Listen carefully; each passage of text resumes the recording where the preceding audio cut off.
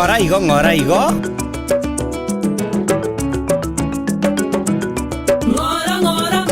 Ai. Mbuya mono mwana one kiagera kwamanyire ng'ebinto mbia ng'ora nsagasaga bikwanga. Abakoro batebete tarinje nateba. Baminto. Stack Cafe Limited was incorporated in the year 2000 as a result of the coffee crisis we had in the country and on the international market. This led to a lot of disparity in the coffee sector, where farmers were cutting down coffee chambers as a result of frustration because of the drastic fall in prices.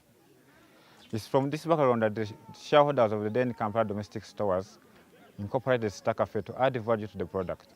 This was seen as something we could have to prevent a hedge against the fluctuating commodity prices on the international market for the non-value-added green coffee. That's how Stack Cafe came to be incorporated. From the start, the vision is to make sure the local communities are empowered, get a fair value from their produce.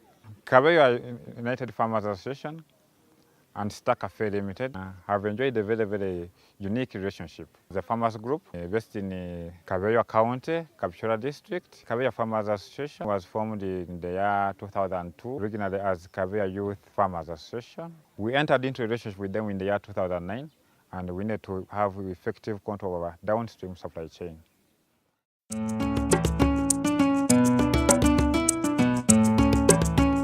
This works in such a way that the farmer has the relevant expertise and quality support logistics necessary for him to accelerate achievement of desired quality specifications. This simply implies that once he's offering the quality product that is required by the market, he's able to get better price for the produce, which means he's going to be able to attend to his household needs and generally having an improvement in his standards of living. In case of Kabeyo Farmers Group, on average we normally source around between 7 to 10 tons of coffee per season in the 2 seasons that they have in the year. In this sort of arrangement, once the coffee is ready, we negotiate a price which is above the current prevailing market price. Once this is agreed upon, it's communicated, and we agree on the collection of the coffee from the locality. We process the payment, and we offer it to send to the farmers. And then when it reaches the off-season, we make a bonus payment to the farmers to meet basic household requirements for their needs,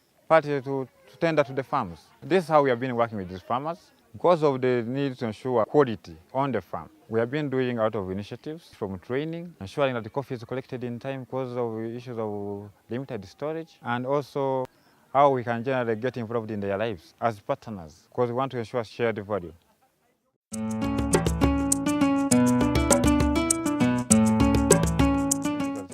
Because we realize it has an impact on the quality of produce that you get from the association. Because if a farmer has an urgent problem and he doesn't have any other source of income, because coffee is a seasonal crop and it's the main cash crop in the area.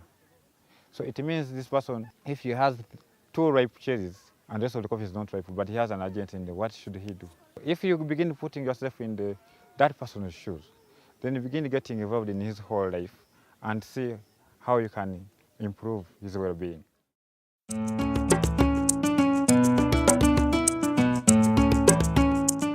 That's how we come up with the alternate income generating activities, which we ask the farmers leadership to propose to us. We look at the feasibility of the project, then we do feasibility, we can do validation, and begin implementing such projects for their well-being. In this case, with the Kabeyo Farmers Group, we are implementing a beekeeping project. We got initial product samples of the honey harvest, which we submitted to Ghana National Bureau of Standards laboratories and the government laboratories for testing, and we got the results. So we looked at the quality of the honey was good. We began trying to align other agribusiness partners, because in one way or other we thought and believe they have an impact in the value chain, commodity value chain. We have a partner in the honey processing industry. We are currently implementing this project with him. So these farmers, basically what they will be teaching our farmers in Kabeyo about the best practice. How can they harvest honey? How about product development? There are many products that can benefit from honey. All these products will be adding to the household income.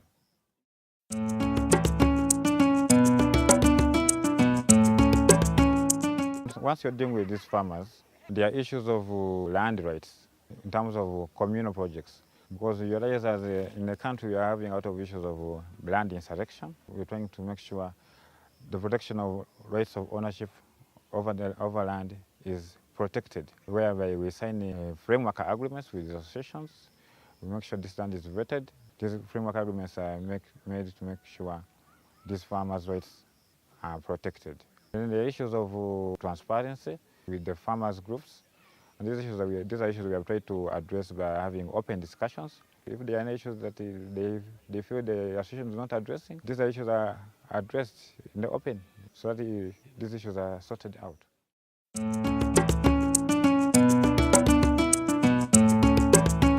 The household system is not destabilized.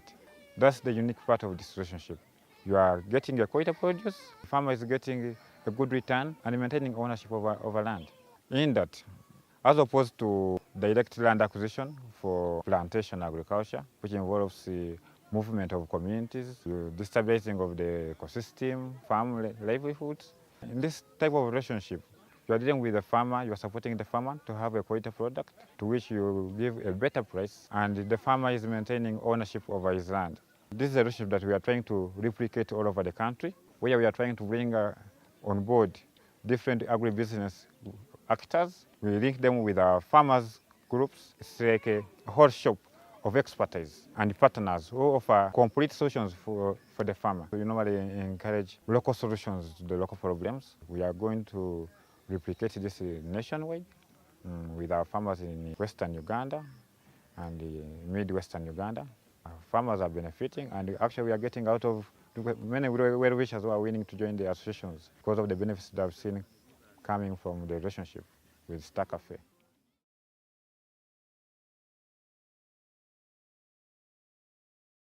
The main lessons learned from this partnership for us is that it's very, very, very important to have organized societies. It improves their bargaining power, so they are able to benefit more from the activities. In terms of lobbying for market access, it is very important to maintain relationships like this. This works very well with organized farmers as opposed to dealing with individual farmers or sourcing a product from a middleman. We offer an alternate approach to doing business. It's true, it's possible to promote smallholder farming, to have more women emancipation and more women involvement in economic activities, which means you are trying to uplift the standards of these populations and the voice of the marginalized in society. I particularly enjoyed the field visit at the Star Cafe business model. The reason I enjoyed that is because the farmer told us very interesting things about the work that he did. Of course, it rained a lot that day, so that was very muddy and messy to traipse around the rain, but it was still beautiful to be out there and gain the knowledge.